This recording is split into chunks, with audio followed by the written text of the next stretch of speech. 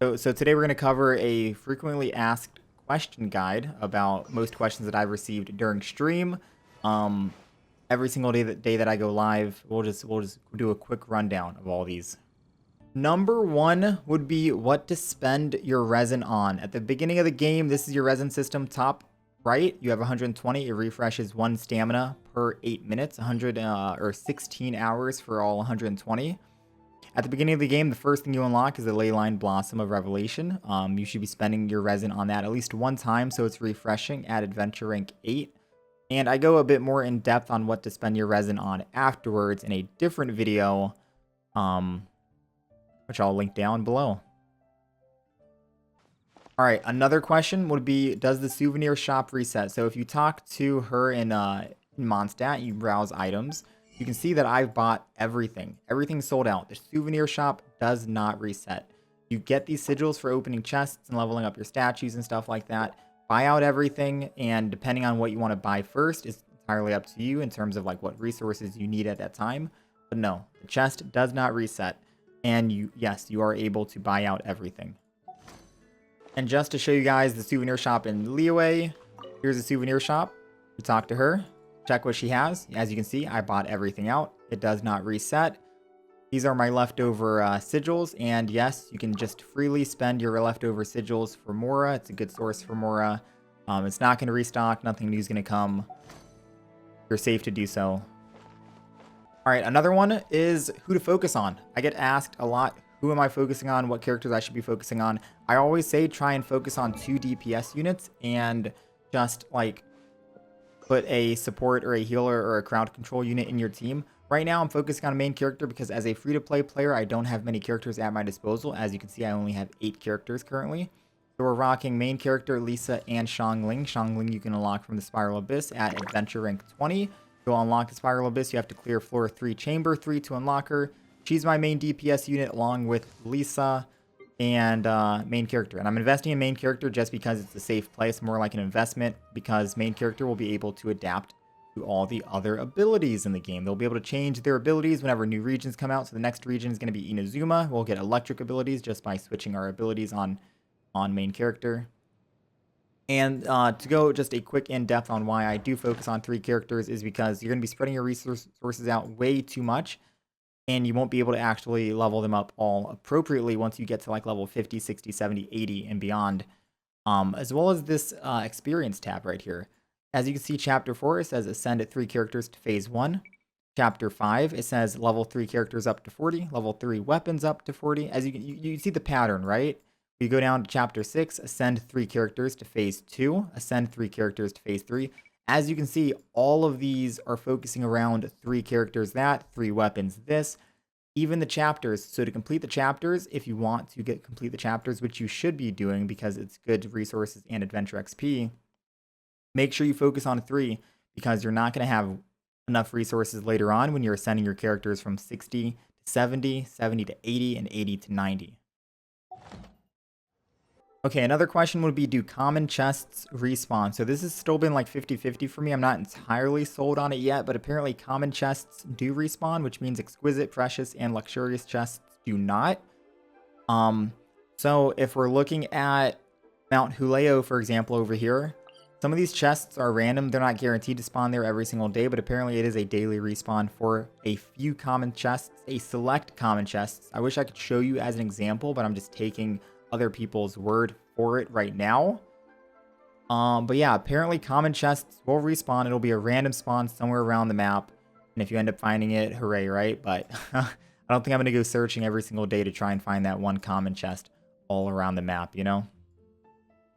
If it is just one, it could be a few.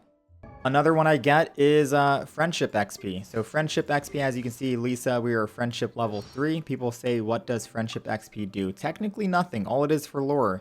As you can see, we can see her feelings, more about Lisa number 2. We can get to know her. So, you want to get to know me a little better, huh? It's all about... That's a story for another day, but I'm touched that you asked. As you can see, we unlock more about... We can see more about Amber at a friendship level 4. Barbara, D-Luke, other characters, more about Lisa part 3. It is just for lore to get to know the characters better. That's it. You also get a name card at a friendship rank 10. So if you go to change name card right here, hit escape, every character you have, or every character in the game, I'm assuming, will give you a different name card once you get to adventure rank or friendship 10 for them. And you can get friendship XP just by going around and killing monsters on the map, as well as doing these domains. It'll give you these companionship experience points.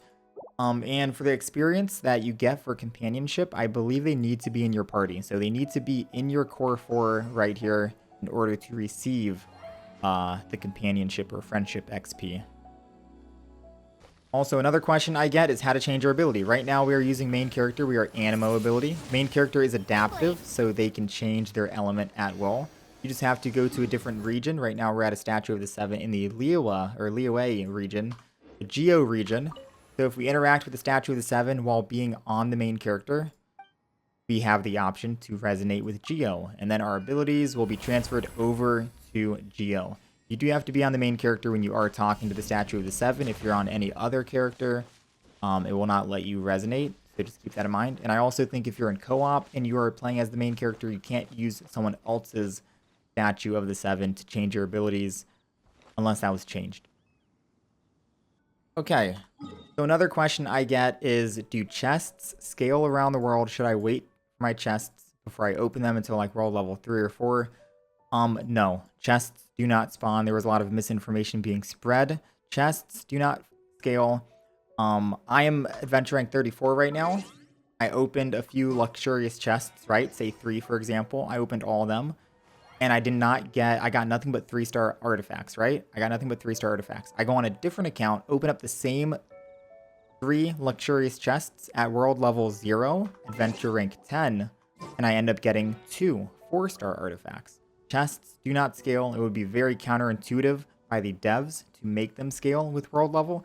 The only thing that scales for the chest is the type of chest. Common chest compared to exquisite, compared to precious, compared to luxurious. Those chests are going to help you adventure rank up, so grab them as you go. Grab them as you go. The same goes for Shrine of the Depths chests as well. Grab them as you go. Another question I get asked a lot is this game free to play? Is this game pay to win? Right now, as you guys know, I am a free to play player for adventure rank 34. We've progressed so far in the Abyss up to floor 7, I guess. The game's been out for a week. We've cleared floor 6, chamber 3, and we made it to floor 7. In my opinion, no, the game is not pay to win. It's entirely free to play. The 5-star units in the game you will be able to unlock eventually with time. All the resources that people are getting by paying for like the battle pass or anything like that, all of this you will be able to get. These are talent up materials. You'll be able to farm that. All the gold.